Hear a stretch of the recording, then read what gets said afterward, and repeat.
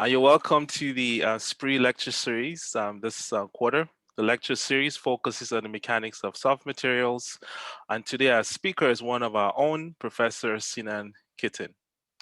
Sinan is the June and Donald Brewer Professor of Civil and Environmental Engineering and Mechanical Engineering.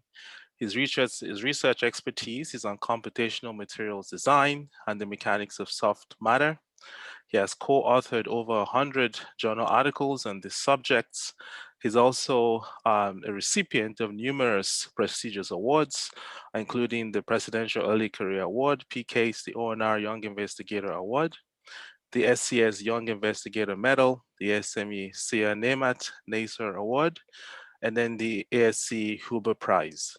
He's also the associate editor for the Journal of Applied Mechanics and the NPJ Computational Materials Journal. So it's with great pleasure that I introduce Professor Sinan Keten today, and we look forward to a wonderful and exciting talk. Please post your questions in the group chat and I'll pull them up at the end of the lecture. Please proceed, Sinan.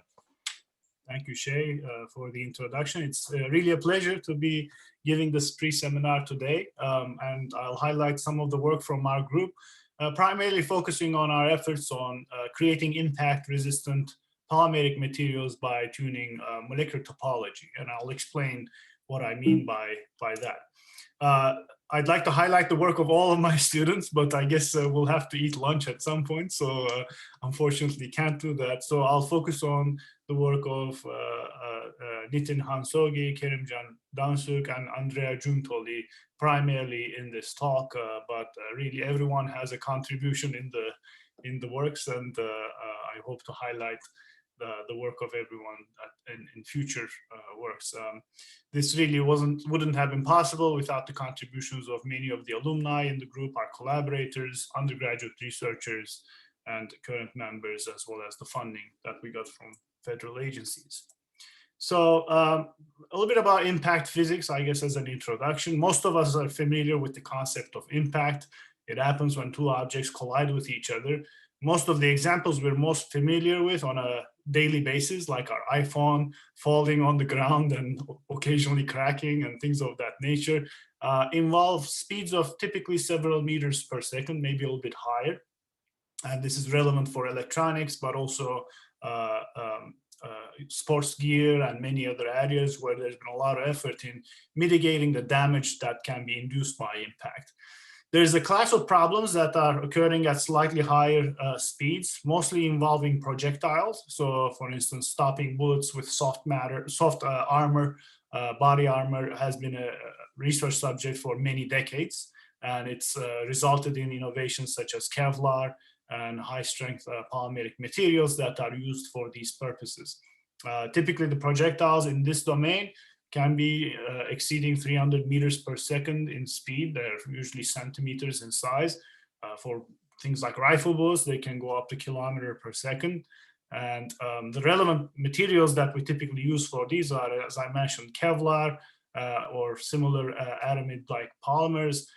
But there's also applications where you need transparency as well. So then you're looking at polymers that are also transparent. So sports eyewear and things like that typically have compounds such as polycarbonate in them that are also relevant for this. There's a third class of problems which involve speeds that are much, much higher. And the classical example for this is applications in space. So there's been interest in creating shields for space debris, which is becoming an increasingly bigger problem now that we're launching, hundreds of thousands of satellites essentially every year into space, and they kind of hang out there for a long time. And as these particles can range from, again, centimeters or small dimensions, micrometeorites and so forth, to like baseball size objects. But the speed of the objects is in the order of 15 kilometers per second to even higher value. So it's an entirely different type of physics in these type of problems, and it's typically the impact mitigation in these problems has a multi-stage barrier where you have first impact by this rapid object, and then vaporization and breaking apart into multiple particles, and then a second barrier that will catch these smaller particles and protect whatever equipment needs to be protected. Again, we use similar materials like Kevlar, metals, and so forth. So really the materials we have at our use is limited no matter what the application, and there's always greater need to come up with material designs that can serve purposes in all of these applications. And my research focuses generally on developing theoretical and computational tools to study the mechanical behavior of materials. And one of the things that I think has a lot of potential for impact mitigation applications is looking at biological systems and really understanding how bio-inspired strategies for creating nanostructured materials or nanoparticle assemblies could be implemented to create new impact-tolerant materials. One aspect of the problem is tuning nanostructure for superior impact resistance. And for this, we can take inspiration from biological fibrous materials, which typically have complex microstructures. For instance, the Bouligand microstructure, I'll explain later, is a classical example.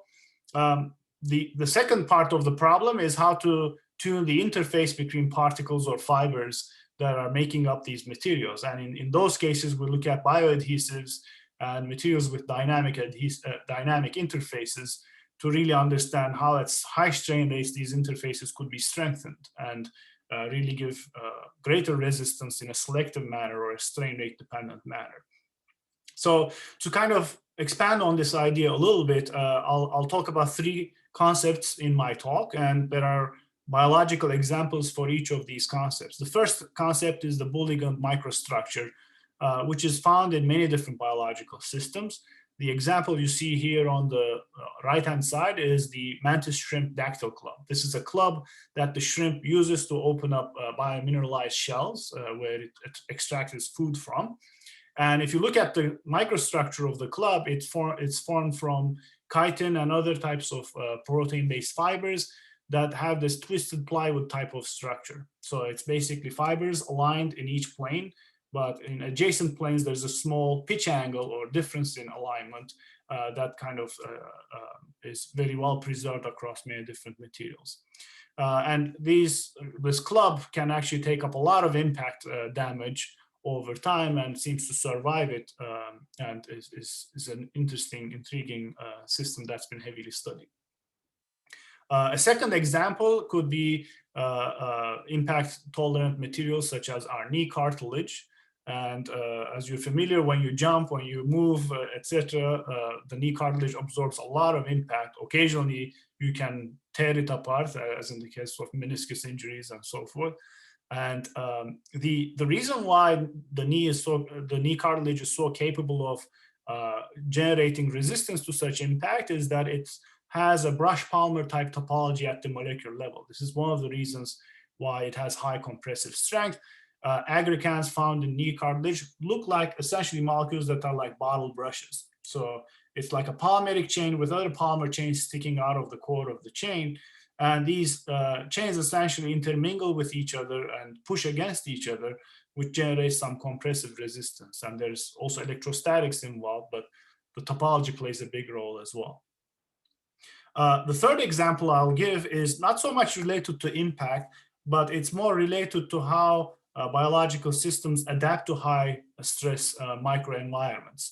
And the classical example is catch bonds, which are chemical interactions that seem to self-strengthen when subject to stress.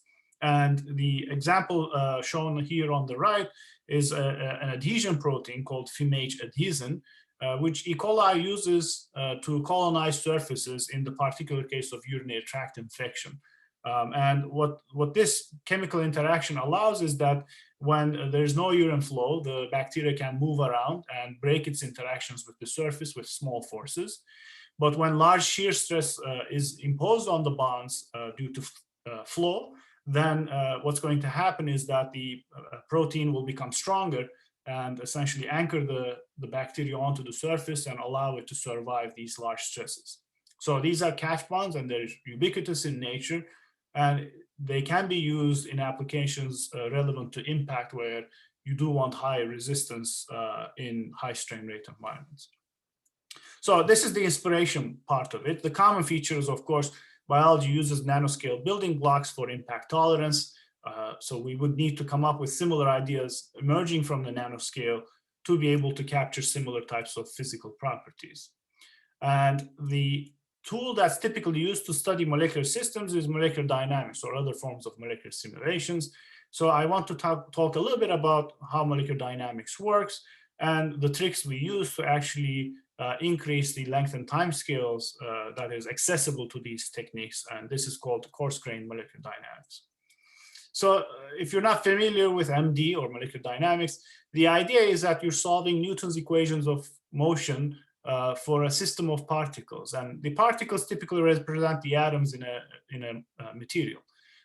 They may be put together by covalent interactions. So you might have bond interaction terms, kind of like springs. You might have angles. In the case of a water molecule, it has a preserved structure. And the angle terms that you would have would be potentials that would preserve that structure. And in polymers and proteins in particular, there are also torsional terms that give you a sense of the conformation that each molecule will take. So these are what we call torsional terms or dihedral terms, and they are very important for capturing the structure as well.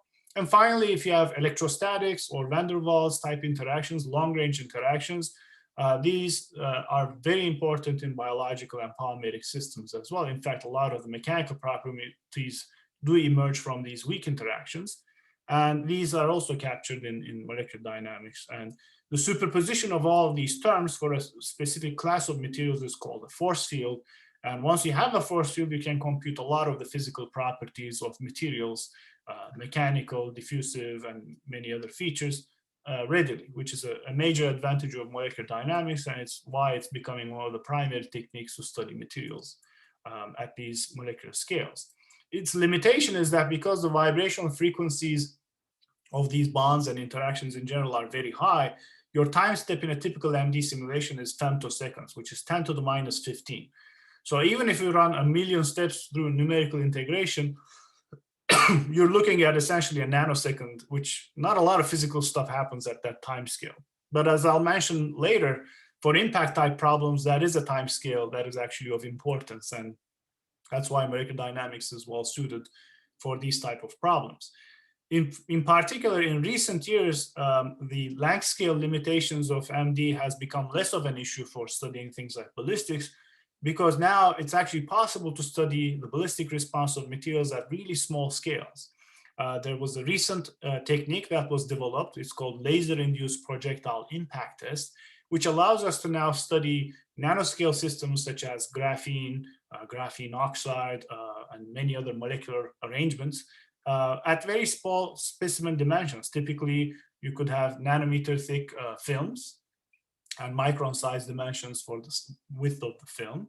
And the way the technique works is that you have a laser that actually heats up a surface, creates an ablation area, which will generate a bubble that'll essentially accelerate this particle straight towards the projectile, towards the specimen. And the projectile will penetrate through the specimen.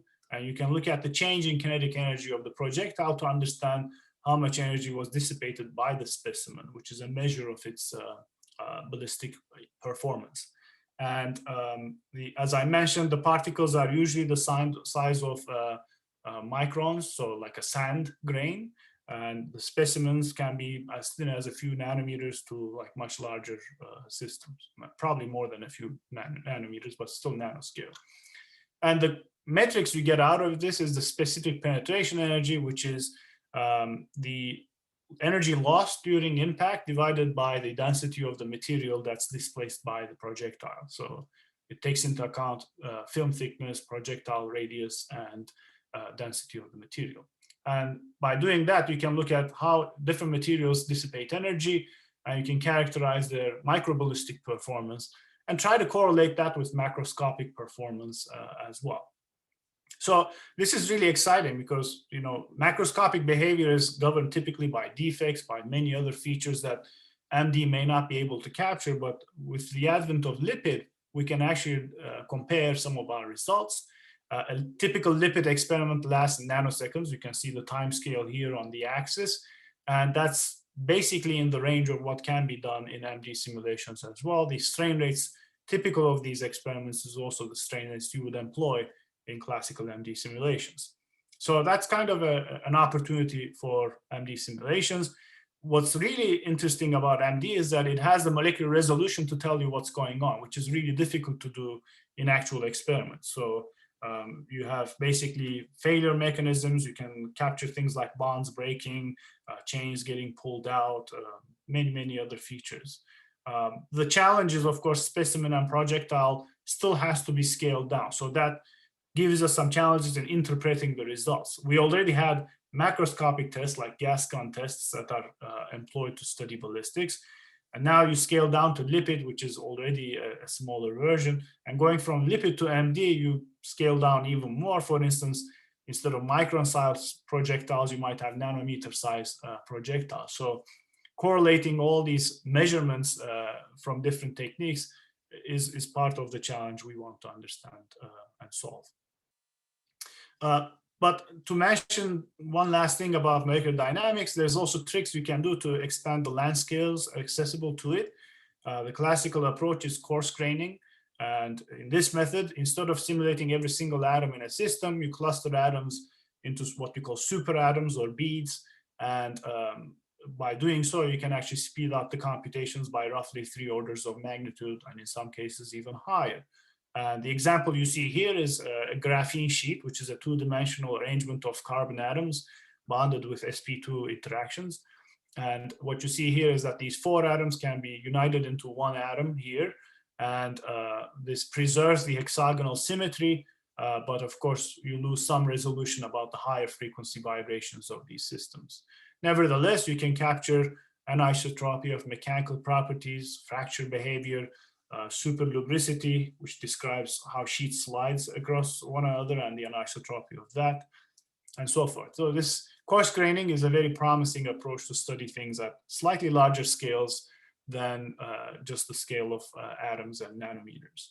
Our group does a lot of method development in this area. This is not the subject of my talk, but just to mention, we've developed coarse grain models extracted from MD simulations, atomistic simulations for graphene oxide, cellulose nanocrystals, and various kinds of polymers and copolymers as well.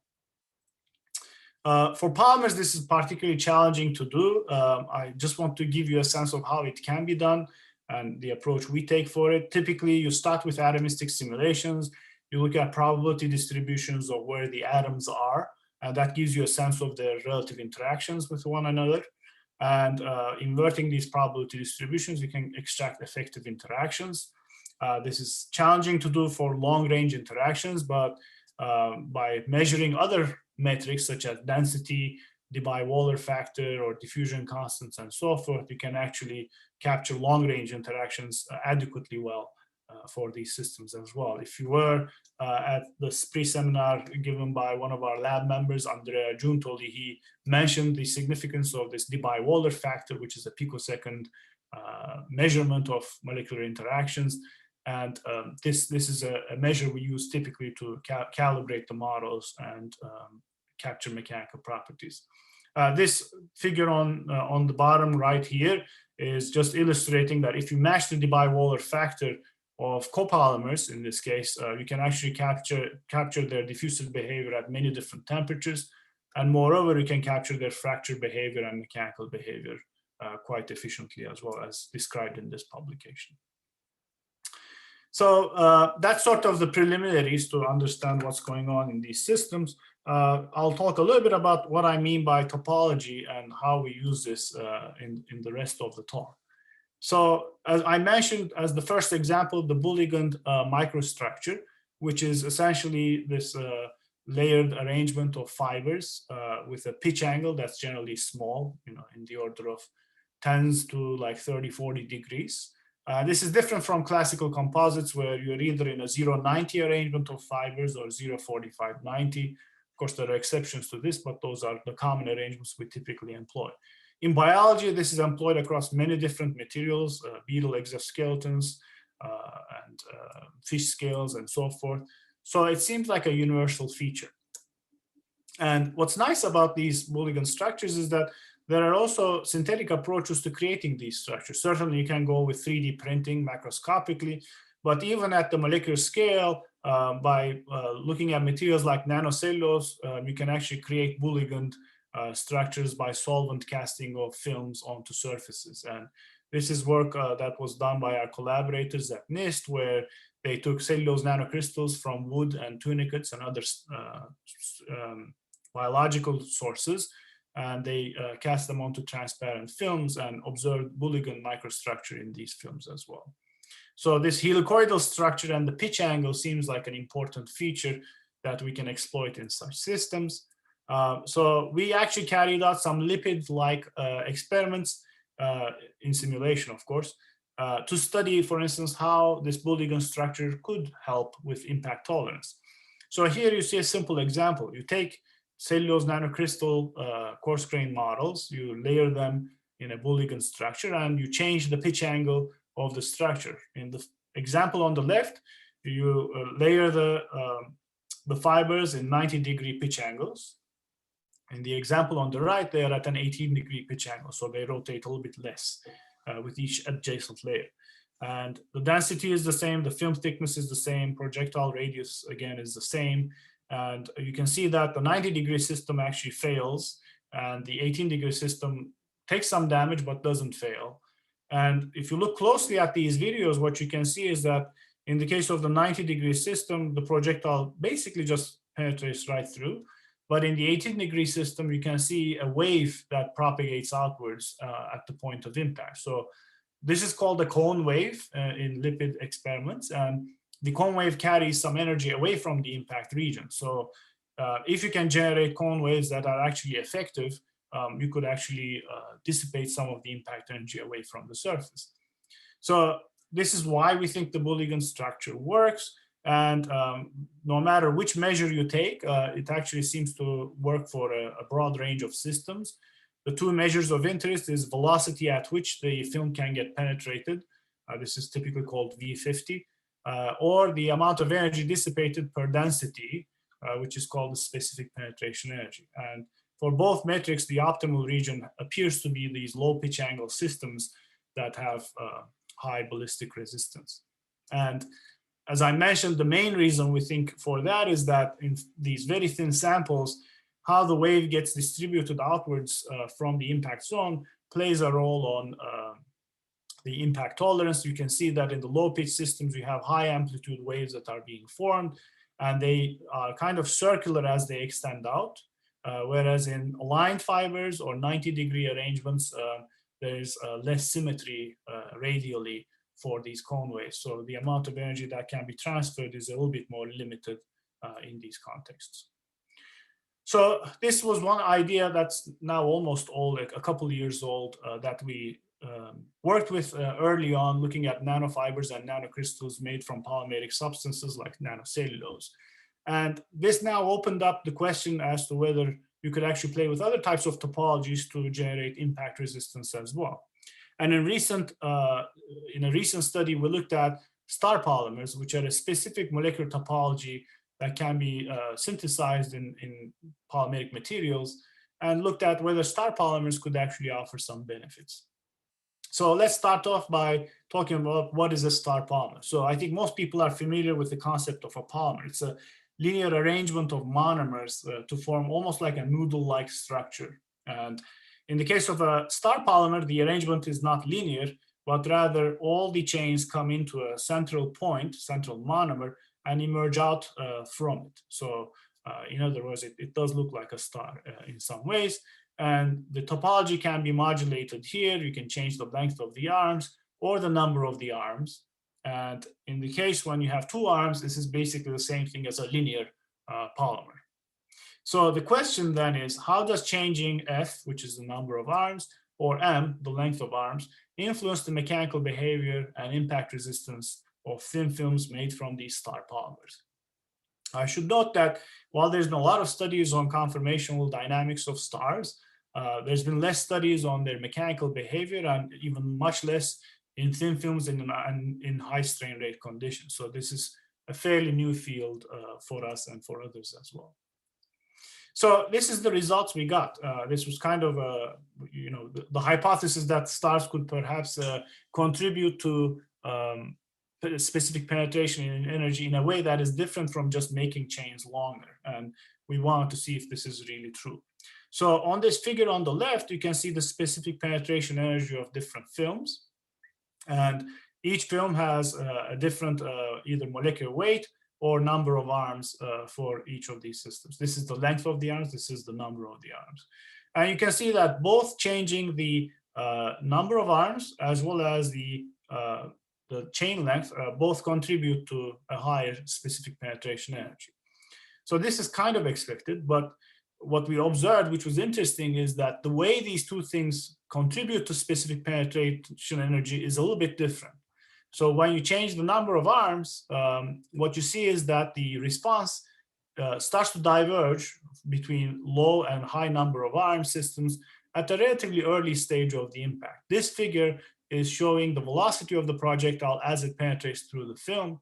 And what you can see is an early onset of differences between high number of arm systems, which perform a little bit better and reduce the speed of the bullet much more effectively, and a low number of arm systems. And this is keeping the molecular weight constant. The chain length constant, we should say. And when you keep the number of arms constant in a linear polymer case, and you change the length of the chains, what you see is that the onset of this divergence between low and high chain length systems is at a much later stage. So what this suggests is that high number of arms offers immediate resistance to the projectile upon contact, which suggests some kind of a stiffer response. And the higher chain length systems increase dissipation due to some events that happen at later stages. For instance, long chains getting pulled out and backface deformation of the film in these contexts. So that was sort of an interesting observation. It also is somewhat similar with the biological context, where you can see that these aggregates and other systems provide a lot of stiffness and compressive resistance to films or cartilage-like materials.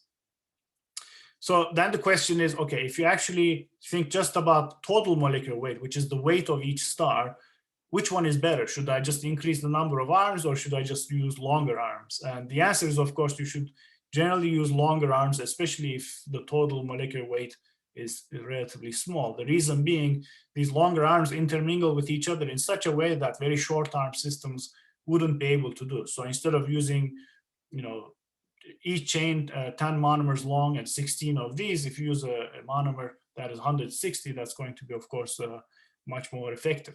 So in other words, what you see here is that the specific penetration energy for low number of arm systems generally does fairly better, especially at low molecular weights. You could expect some kind of convergence at high molecular weights.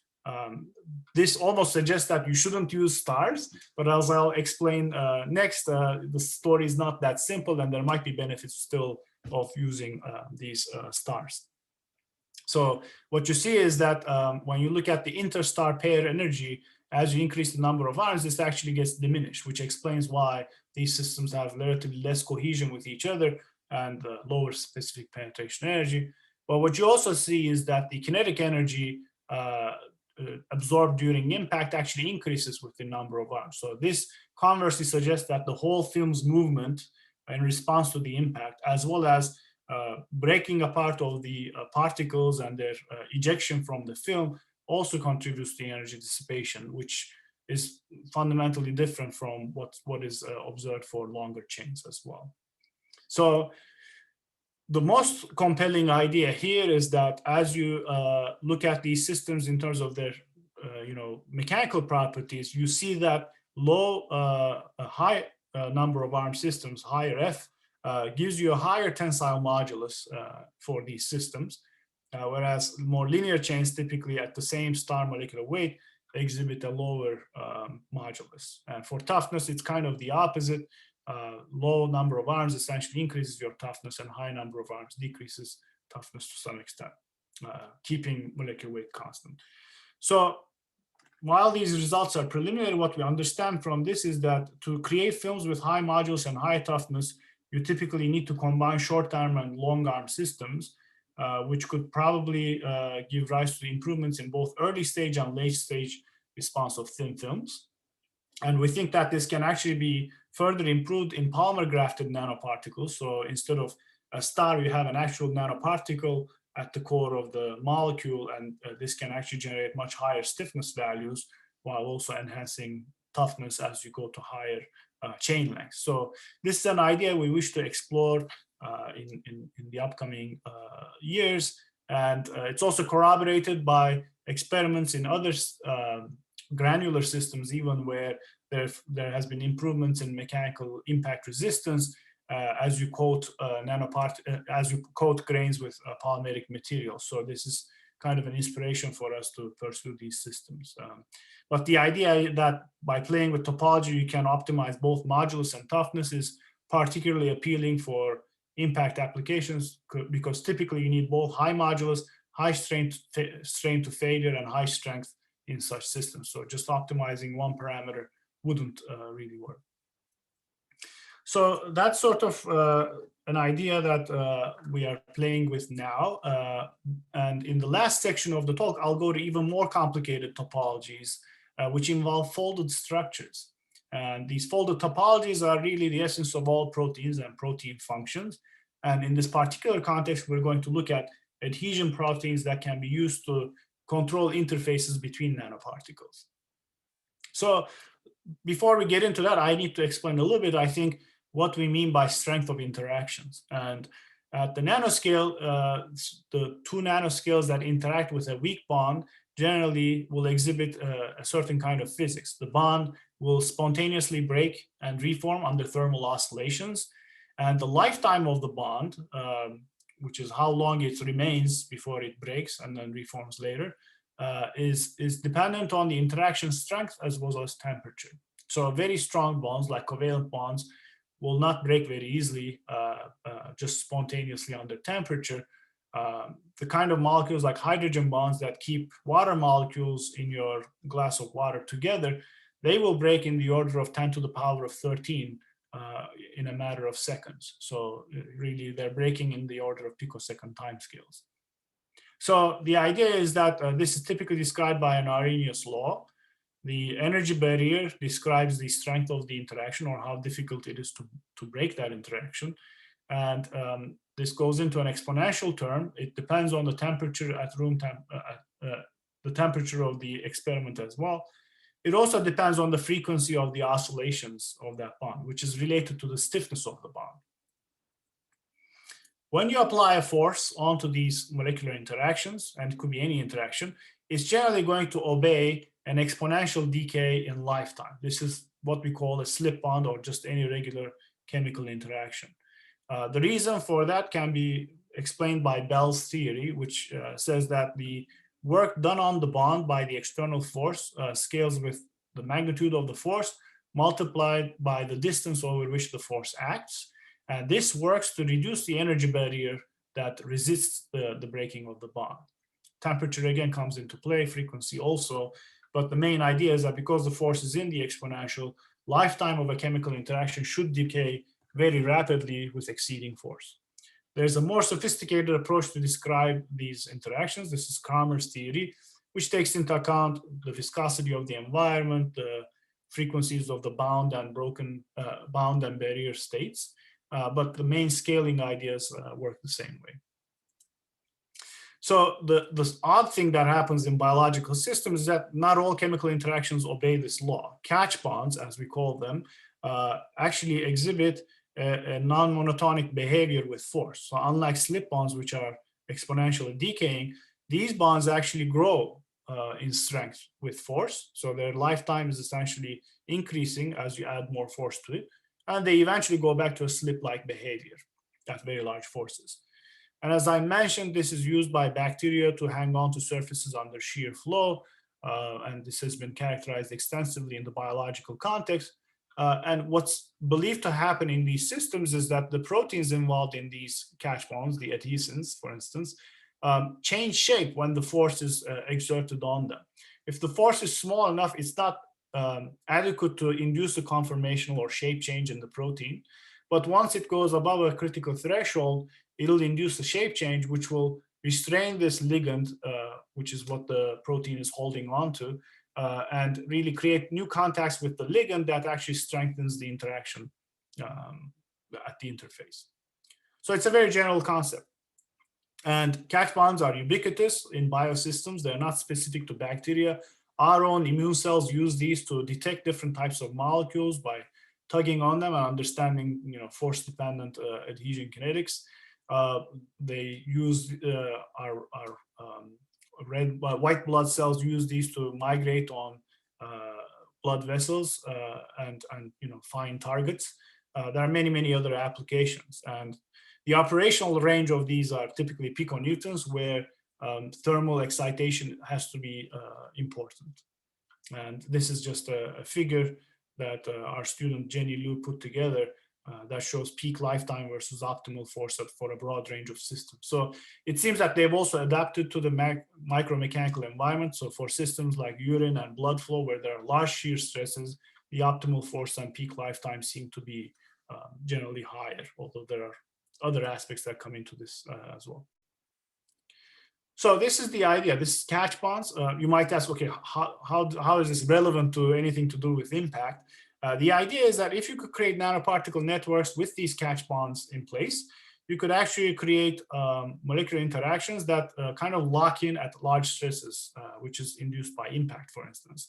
And this is kind of like a molecular seatbelt-like behavior. So the molecules could rearrange out under small forces, but when you yank on this fabric or material, it would actually create large resistance and become strengthened, self-strengthened, kind of like a seatbelt in a way. And there are many different applications of this. Of course, mechanoresponsive materials. There's interest in shear-thickening complex fluids, high-performance fabrics, armor materials, molecular sensing, so on and so forth. The classical example for a material that can behave like this is shear-thickening fluids. So here you see a video of a child running on what appears to be a liquid that behaves like a solid. So this is a cornstarch and water mixture, which is a classical experiment shown in classrooms, where you can see the material exhibit very high resistance at high strain rates, but low resistance. If the child were to stand on this liquid, he would actually fall in.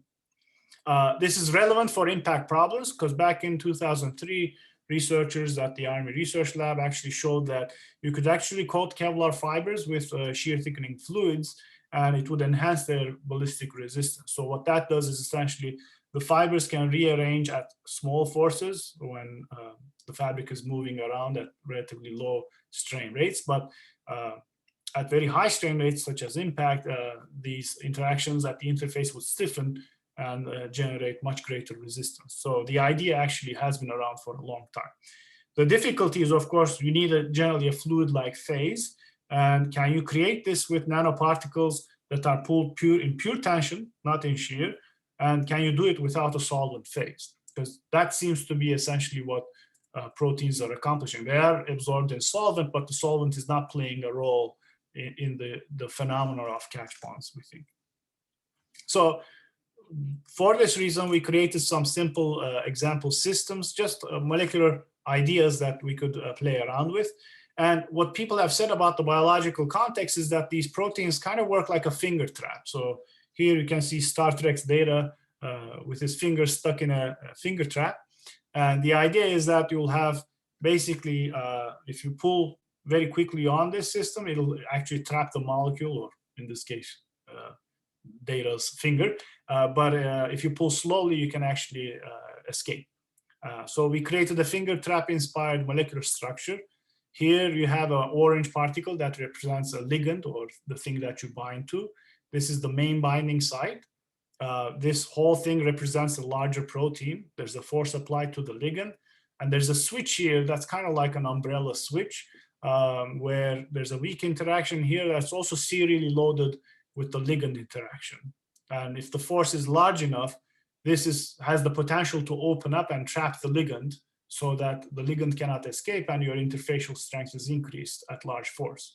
But at low enough force, this ligand can escape without the switch being opened. And this finger trap mechanism should exhibit catch bond behavior. Note that this is under thermal excitation, so anything can happen spontaneously, even in the absence of force. Things can break. So it's a fairly complicated system to optimize, actually. These are possible scenarios shown here at low temperature where the stochasticity is reduced. You can see the switch to the higher affinity state. You can see the escape at higher affinity state. But there's also a finite probability that the system will switch back before the escape occurs. And it'll actually switch many times before any actual rupture event in most cases. So the features are a tweezer-like design, a force-regulated switch, and secondary binding sites that give rise to the catch bond behavior. So this seems like a very simple concept and that it should immediately give rise to catch bonds, but that's not really the end of the story. There's actually a very fine feature that you need to be careful about in creating these shape-changing systems.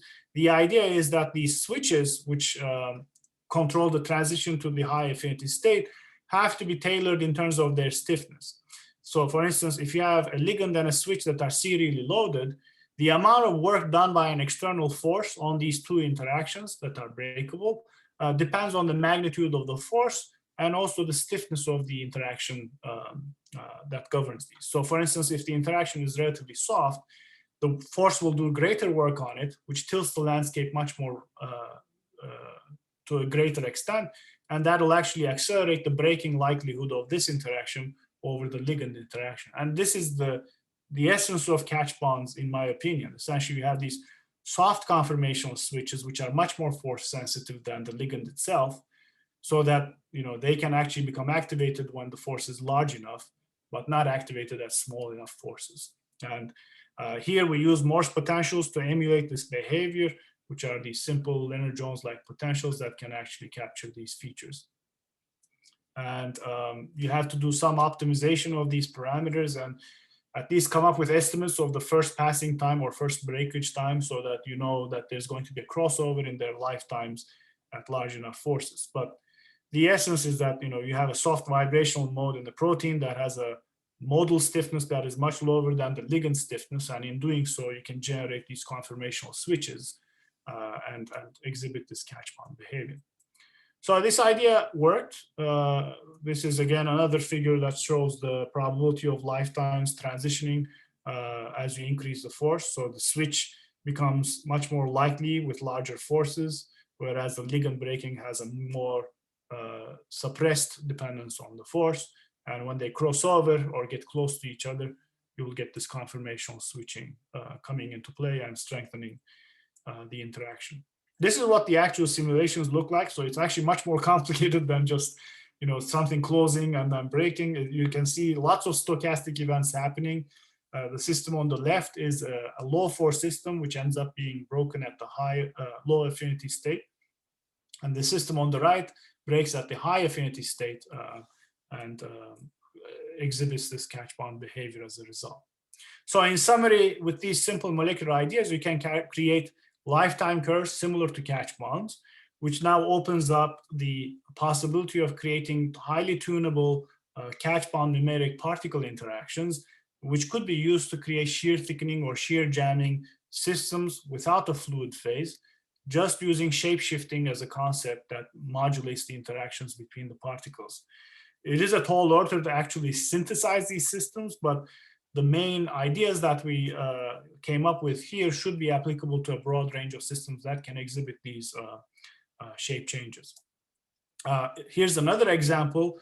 This is sort of these X-shaped particles that when they are subject to force, they can actually open up due to an instability and form an additional interaction between their interfaces. It's a 2D model, but it still works the same way as the previous model. And the idea is that these systems can self-assemble and create fibers that exhibit catch bonding behavior. So here you'll see a couple of simulations that show low affinity unbinding at low forces. So this secondary interaction will not be activated. But at high force, this weak interaction, being more force sensitive, is activated. The interface is much stronger. So as a result, you see this lifetime increase. And you can tune any way you want this lifetime curves by changing the relative importance of the impact, relative strength of the interactions. And you can scale it up to long fibers as well. The catch bond behavior is preserved in such systems. So this is an idea that, of course, is very preliminary. It's actually hard to create such systems, but there are similar scissor-like mechanisms people have created with DNA nanotechnology, for instance. And the general concept of modulating contacts is something that can be done even with granular matter or macroscopic systems, as long as they're thermalized or subject to random vibrations. They should exhibit similar features as we see in catch bonds, and this gives a new way of controlling their shear strain rate dependent behavior. For polymers, though, I think the most promising aspect could be using tethers like we showed before. Similar to star polymers, we have now tethers that are emerging from two surfaces. These are two rigid flat plates. They can't rotate, so it's an idealized system subject to a constant force in this case.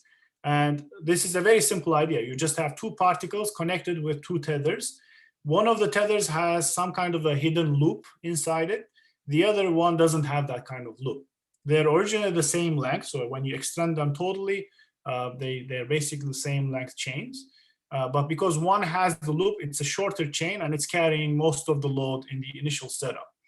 And as you apply the force to this system, what can happen is that either these interactions with the surface can break readily, and the system will break sequentially and break at a low force. Or if the force is large enough, this soft switch, the soft loop, can open up, equalizing the length of the tethers and thereby increasing the lifetime of the total interaction between the surfaces. So the videos on the bottom actually show this concept. So you can see that at low force, you can see that the tether will break very easily. Or at high force, this should be force, not affinity, you can see that the tethers become equal length and they fail cooperatively. So this suggests that you could actually create catch bonds not just by single molecules, but actually playing with affinity or multiple molecules working together concertedly. And by changing the cooperativity of these molecules by using loops that have specific propensities for opening up and equalizing the lengths. So while the idea is relatively new, you can see again the catch bond behavior, whereas a single loop system cannot exhibit a catch bond. Added on with this adhesive that doesn't have a loop, you can actually exhibit a catch bond behavior.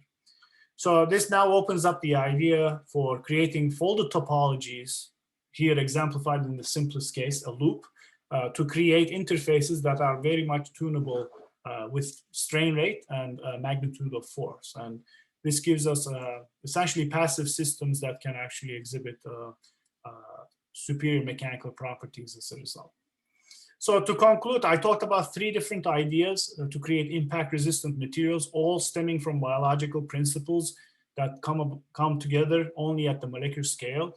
I mentioned low pitch angle Bouligand structures, which control wave propagation and crack twisting and seem to improve impact tolerance in a broad range of systems. I discussed polymer topology in stars and potentially in brushes and other molecules as well, which can increase both stiffness and toughness in such systems. And finally, I mentioned these catch bonds, which can actually behave like seat belts at the molecular level. And even in the absence of a fluid phase, you could actually create through shape-shifting particles that modulate their contacts. You could create systems that can exhibit shear jamming and shear thickening, or even intention, self-strengthening, as we call it. And the really central design element there is the design of these soft switches that control these switching events. So with that, I will stop here. I'd like to thank all of my students and lab members and collaborators who've made this work happen. It really cannot happen without their creativity, perseverance, especially at times like this when we're stuck at home and pretty much working on our own most of the time. And also all of my colleagues at Northwestern who've really inspired a lot of my work in recent years. So thanks again. Thank you for listening, and I'll be happy to answer any questions. Thank you, Sinan, for a fantastic talk. Really thought-provoking talk with a lot of very interesting ideas. I'm going to start off with James. He's got a burning question. He's been eager to get going. So please unmute your microphone and go ahead with your question, Jim. I don't know about burning. I just texted I'm just kidding. Shay to say, put me in the queue. Yeah. No, I was just kidding. Good. Yeah, good. So you set it up well. I'm not sure that it's a particularly intelligent question, but and thanks for a fantastic thought-provoking talk, Sinan. It's really great. My not so necessarily so intelligent question is relating to your impact simulations. Particularly what you showed early on is you showed error bars on the plot, and I understood those to be, so this was like slide 16. It was the first that I picked up on this. And my thought was, these are simulations it's all deterministic, if I understood it correctly. So in like slide 16, it was sort of interesting to think on the fact that there are error bars included here. Maybe this is a pretty common question, but could you comment on, what is the source of uncertainty, let's say, in this case, and how do you compute these errors for these simulations? Yeah, that's a very good question. I think a very intelligent question, to be honest. Thank you. Very gracious. Yeah, because I mean, the sources of error can actually be fairly deep. So when you create these films in simulation, typically you equilibrate them. So they're stochastically coming together into some kind of microstructural arrangement with small changes. I mean, you're controlling things like pitch angle, but they will still deviate a little bit from, an ideal arrangement, or like the initial arrangement you started off with. So these thermal oscillations control the structure a little bit and give rise to small differences in structure, which can give rise to some errors in these events. The second issue is that the simulations have random thermal forces during the run as well. So that gives rise to small changes in trajectories of the atoms, which gives rise to small changes in things like crack paths and things like that. So those also contribute to variations. Yeah, and then there's other sources of randomness, obviously stochasticity of bond breaking and things like that, that can come into play. But those are the errors that you typically see in these setups. The biggest one, I think, is the initial dependence on structure. And typically to really have confidence in MD simulations, we need to run 10, 15 different runs with different random starting configurations, as well as random velocities, initializing the system. And then it's just Newtonian. And once you set those up, it is deterministic, but you are starting from different initial configurations, and the systems are chaotic because of the nonlinear interaction. So that gives rise to generally some distributions probabilistically. That makes sense. And embedded in your answer was each one of those points then corresponds roughly to 15 simulations or 20 simulations or so. Yeah, I can't remember exact numbers in this one. I think around 10, 15 usually is what we do. But for instance, the lifetime curves I showed at the last part, those are exponentially distributed points. So the mean can be as large as the standard deviation. And that's where you need to be fairly careful about what error bars mean and so forth. And you do need large numbers of simulations. So those can be as much as 10,000 simulations per point, which is, it's easy to do with these simple systems. But if you had actually a whole system with many catch bonds, it actually becomes computationally intense. So that's a challenge with these stochastic events that we try to capture, like catch bonds, which requires a lot of statistical data collection. Thank you. Thank you. Maybe I'll follow Jim with a burning question. Yeah, very interesting talk, Sinan. I was curious about the cone waves and the energetics in particular of those membranes. So you've got this impactor, is projectile, and you see almost an elastic deformation, and then you see this sort of maybe a plastic cone that is produced afterwards. So in terms of the energy distribution, can you comment on exactly how the energy of the impactor itself is distributed, and how it leads to mitigation or stalling crack propagation or crack creation? Yeah, I mean, this is a very important question in my opinion, and this actually we've been spending time on this for intermittently over the past few years. It's been difficult to quantify the amount of energy carried with these cone waves. Perhaps there are well-known ways to do this, but we've kind of struggled to really quantify how much energy a cone wave would carry. And there's also other things going on, like you have actually bonds breaking as the wave is traveling, you have cracks forming. So the physics is fairly complicated. So we're kind of speculating that the Coulomb wave carries some energy. We can certainly see the amplitude being dependent on the things like pitch angle, for instance. But how much of that energy is in the Coulomb wave? How much of it is in the vertical displacement? How much of it is in the combination of particles that emerge from the film? That's pretty difficult to do, actually, and chiefly because all of these physics happen in a very short time scale, and they're all happening at the same time. So you can't really look at simple measures of energy in a way. So we haven't quite figured out to be able to say, let's say 20% of the energy is attributed to this and 50 is attributed to that. We could do that in the star system a little bit better, but it's still it's much more difficult in the fibrous systems that have very complicated fracture phenomena happening as well. So I don't know. I don't have a satisfying answer. Oh, that's great. I perfectly, but, that's a great answer. It's exactly 12:31. I would like to add another question, if it's okay. Professor Prezant has his hand up. Yeah, sure. I just have a brief question. Outstanding seminar, by the way. You mentioned the breakup of particles, and we worked on it a little bit. And there is not only fracture energy involved, but also inertia of the strain. Now it decreases with the size of the particles, of course. I would not expect it to happen in nanoparticles, but also increases velocity. Yes. So if you have these extremely high velocities, would that be involved or yes. not? I think this is exactly right. So we, in these lipid-like simulations, if we go to velocities that are really high, so V50 is the penetration velocity, near V50, the kinetic energy contributions become less.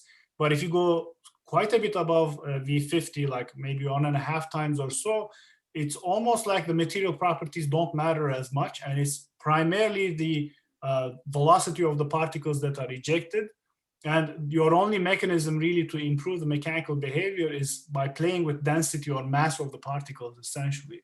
So we found to have bigger dependence on material properties near V50, but more dependence on the kinetic energy and the particle breakup mechanisms at higher velocities. We haven't really understood fully this aspect. I think it's in line with your prior theoretical work that suggested that combination plays a bigger role at high impact velocities. So I think it's a very important aspect. We're just beginning to uncover. Does that sort of answer your question, perhaps? Or yes. It's a very interesting question. Yeah, so I think it's pretty much aligned with what you would expect based on your prior work. And it's something we're trying to understand, especially in the context of these stars, etc. Why kinetic energy matters more, and is it really just film deformation at early stages, or is it also the breakup, and does the particle size matter, and things of that nature? So, okay. Yeah, I'm going to ask that we close the lecture here, but if you would want to stick behind, if it's okay with Sinan to ask further questions, I just want to be respectful of your time. You're welcome to stay behind and also ask Professor Keten questions. It seems like there's quite a bit of questions in the audience. I just want to make sure I'm respectful of people's time if they have to leave. So stay if you want. Otherwise, we'll just close the session here. Let's go ahead and thank Professor Sinan Keten for a wonderful lecture. An inspiring one at that. My pleasure, and thank you for listening. I'm happy to hang around for a little while if any of you have questions, and feel free to shoot me an email at any point too, if I may be of any further help. All right, so please go ahead and unmute your microphone and ask Sinan a question. Sinan, I have perhaps another trivial question related to my relatively unfamiliarity with some of the topics. Mm-hmm. So you showed very interestingly the feedbacks that emerge when you go for certain topologies, or you can modify the topology of the system by playing on molecular interactions. And many of those topologies were inspired by biological systems. Am I right in saying, though, that some of those topologies may be acting at a higher length scale compared to those that you explore in the molecular analysis? That means you borrow the topology, but then the building blocks of the interactions may derive from lower scale, finer scale effects that may not be visible in the system that inspired it. I mean, I'll give you just an example that comes from my experience. Think about particulate systems. When you look at sand, it's friction and gravity that controls most of the behavior. When you keep the same topology, perhaps, but go to finer materials, maybe finer grained like clays, it becomes physicochemical interactions, attraction, repulsion potentials. Topology perhaps being similar. Got it. Yeah, I think that can play a role. So, I mean, I gave the example of aggregates.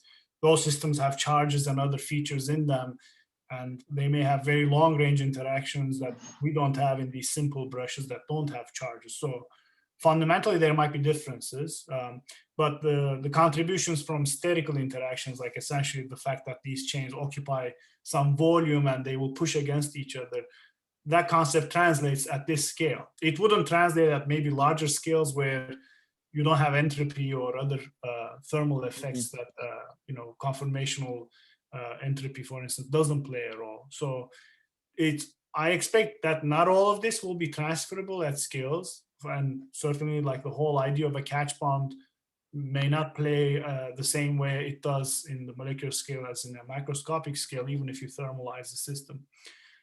So there might be some differences, but a lot of the systems we're looking at, the length scales are kind of the same.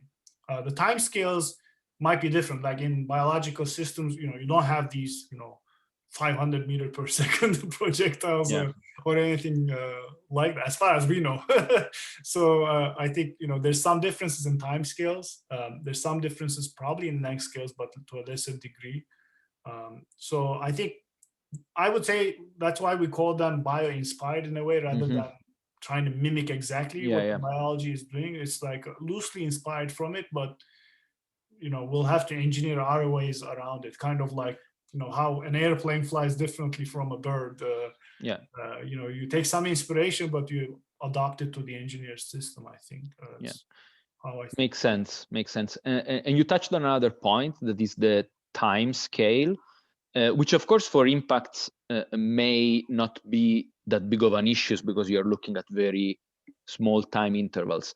But suppose, my question perhaps is more general in terms of the current bounds and limitations for the use of molecular dynamics. When you look at longer time spans and let's say slower processes, you talked in terms of jumping up in length scales. And the use of coarse graining. Is there some similar tool for enlarging and elongating the available simulation time with molecular dynamics? Yeah, there is like variable time stepping approaches that people are playing with. So depending on resolution, like if you don't need to resolve finer vibrations and things like that, you can actually coarsen adaptively in a simulation. But usually the time scaling advantages we get from them are relatively small. You can't jump too high unless you change resolution simultaneously in very sharp ways. So the general approach is some form of coarse graining, like hierarchical feeding into the coarser system. The difficulty is how to not lose all the essential chemical details in the process of doing it. You can coarse grain a coarse grain system too. So, obviously, I can take this graphene sheet and apply this again and again.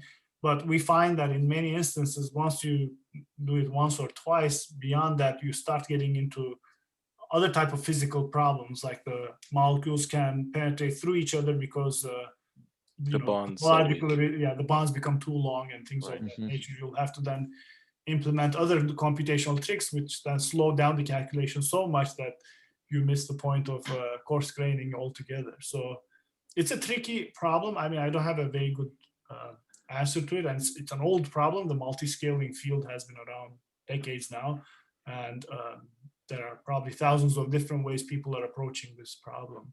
But our confidence is more in the coarse grain methods that are not jumping too many scales, but still residing in the molecular scale, capturing some of the details that we think are important. And you're improving the time step as well in doing so, but to a limited extent. So you can't really reach macroscopic dimensions yet. So Sinan, I had a question Thanks. on that. I was going to ask. So when you coarse grain, right, you're obviously replacing a couple of atoms by a single atom. So the center of mass is clear. But the question I have is like, how do you decide on what the effective mass of that coarse point is, and also what the new how you decide on the new inter atom interaction in the coarse grain in the coarsened system? Yeah. That's I mean, that's a good question. So in fact, even the center of mass is not obvious in many cases. Okay. Because depending on where you define the mass centers, you'll get different interactions. And depending on your choice of mass centers, you might get very smooth interactions or very rough landscapes. And it's a bit of an art how to do this, really. But generally speaking, either you take the center of mass of the collection of atoms that you're uniting, or you take a central atom, like this carbon atom here, perhaps, or this carbon atom, and you use that as a mass center. And then let's say you take a mass center for the blue atom as well. Then you look at probability distributions in a regular dynamics equilibrium simulation. And it might look something like this in the best scenario. This is like a Gaussian probability distribution. And the inversion of that basically gives you a spring potential, like a harmonic potential. In general, they're not going to be Gaussian. They're going to be highly nonlinear, especially for torsional angles, etc.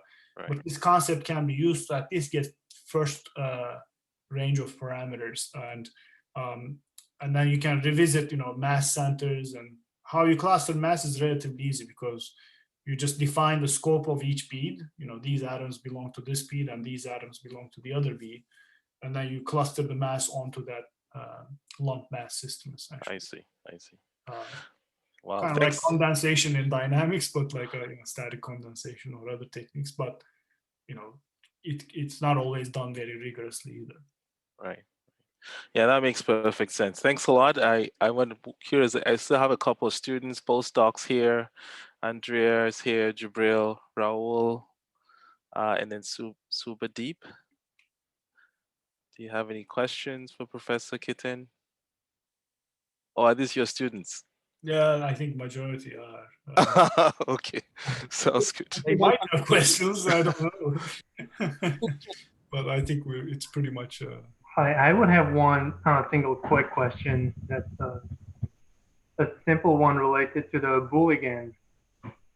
You showed that there is, for example, an angle of 18 degrees that works best. I suspect if you have 0 degrees, everything will be aligned. It will just pierce through. Is there an optimal? And is this optimal also related to like the unique properties of the fibers themselves, or how they interact, or is it just purely topological? That's a very good question, and I don't know the answer to be exact. I mean, I think we've looked at interfacial interactions between the fibers, and we see that, regardless of what the interaction is, you still see kind of the same range of results. We haven't looked at like the stiffness of the particles or bending rigidity, or it also translates across length of the particles. That's also, we've looked at continuous and discontinuous Bouligand arrangements, and the main idea holds.